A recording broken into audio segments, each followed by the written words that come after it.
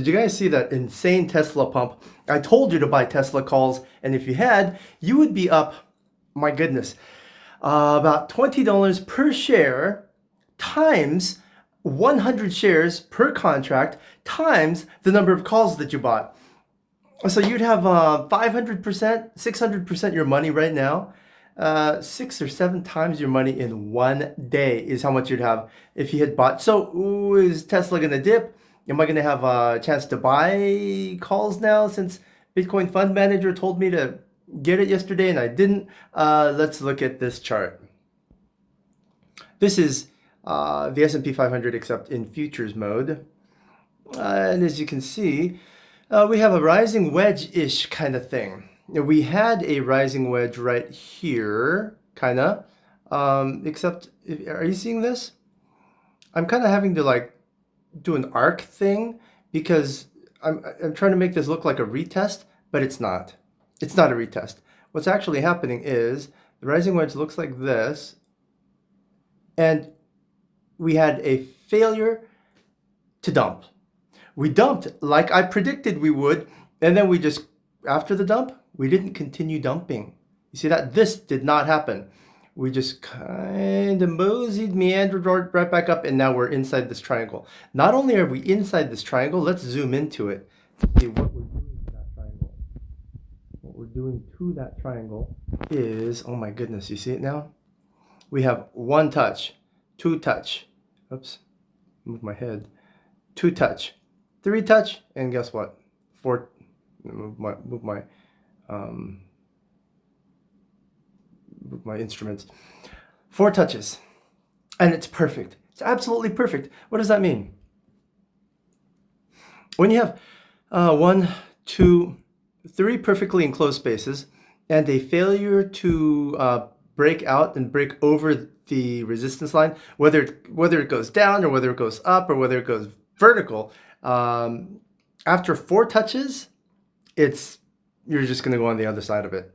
You're literally going to go on the other side of it, and with the same breadth, that's an interesting English word, isn't it? With the same breadth as the longest section. So take this height, or that breadth, and you add it to here, is how much you're going to, anyway, it's this height, you move it over here. This is how high you're going to go. So how high is that?